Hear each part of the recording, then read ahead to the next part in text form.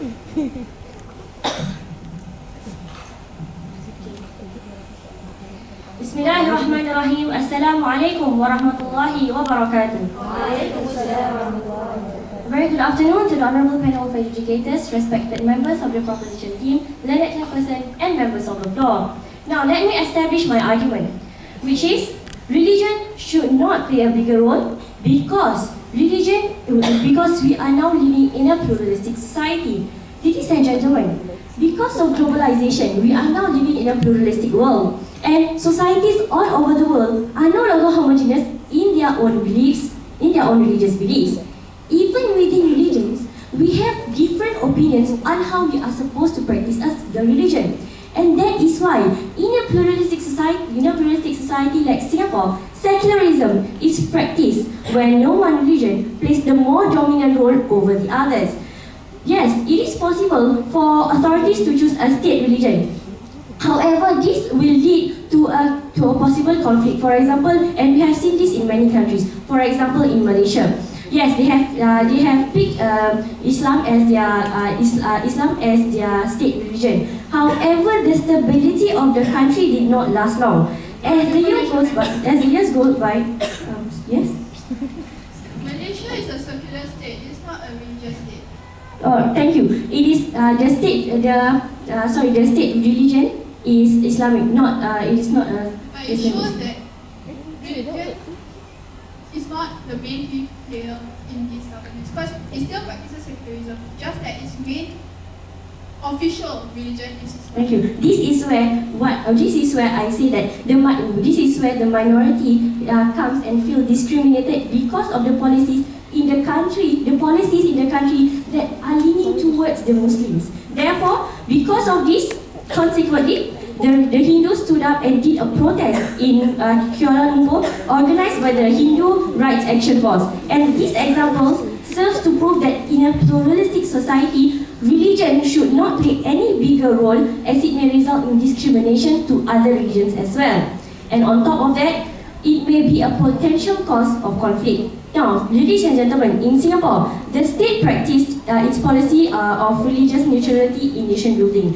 PM Lee said that religion in a secular state like Singapore must never become a source of friction and animosity between the different religious groups. In the early 80s, Singapore has encouraged the main religions to adopt a higher public profile. However, due to this, it has led to several religions making aggressive proselytization. Because why? Because we are living in a pluralistic society, and this led to conflicts at both the inter-religious and intra-religious levels. Hence, the state introduced the Maintenance of Religious Harmony Act to prevent the tensions from becoming overt violence. And this was to prevent a repeat of the 1969 racial riot, where clashes between the Malays and Chinese were grounded with religious overtones. Yes. You talk about racial riots. We are not addressing on racial riots, we are addressing on religion. Thank you. However, this racial riot was grounded with religious overtones. Thank you. Ladies and gentlemen, religions will not only cause conflict between different religions, but also different opinions within a religion on how it should be practiced. For example, we see in Northern Ireland, the Troubles refers to about 3 decades of violence where the Protestants didn't want to be ruled under the Catholics, the majority Catholics.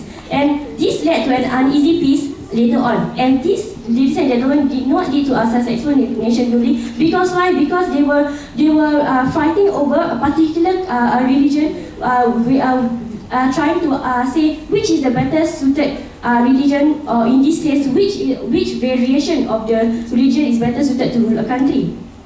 Ladies and gentlemen, the situation that we are right now has changed. We are no longer living in an ideal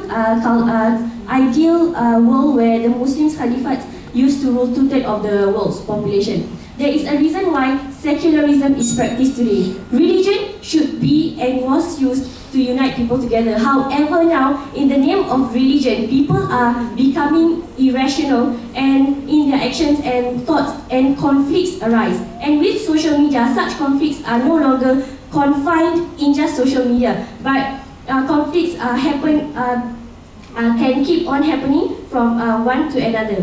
When conflicts and tensions exist, how are we supposed to choose a particular region to build a nation?